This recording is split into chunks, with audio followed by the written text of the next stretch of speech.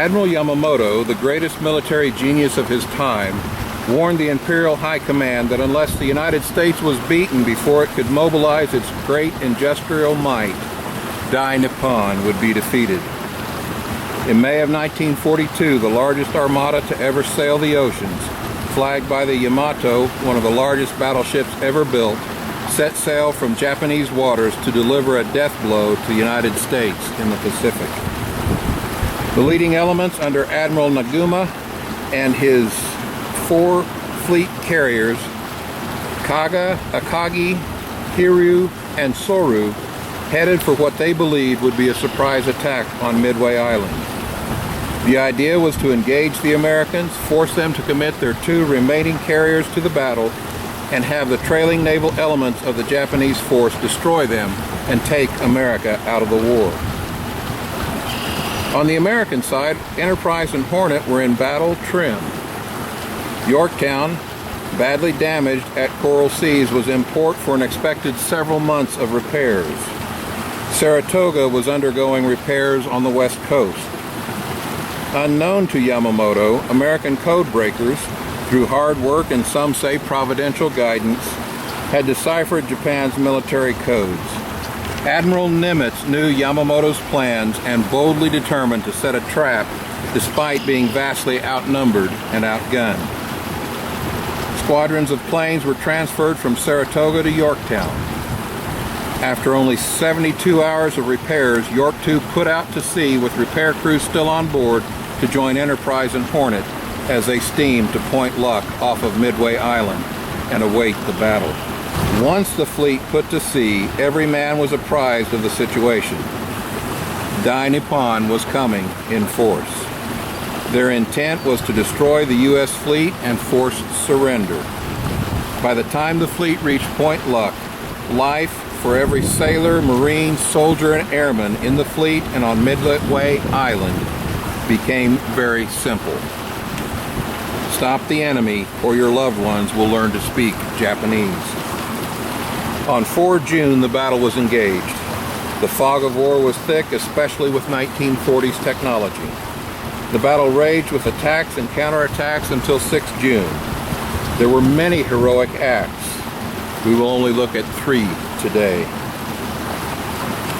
It is written, "Greater love hath no man than this, that a man lay down his life for his friends."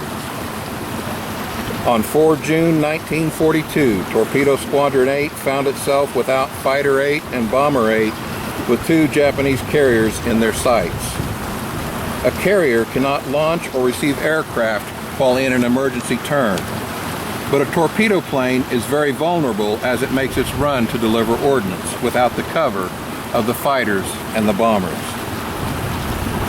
The men of Torpedo Squadron 8 loved you and I more than life. Commander Waldron's 15 planes made their run on the carriers. They were sitting ducks to the fighters and anti-aircraft guns of the enemy.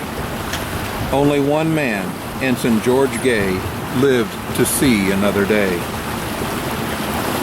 Captain Richard Fleming, United States Marine Corps, was a dive bomber pilot stationed at Midway.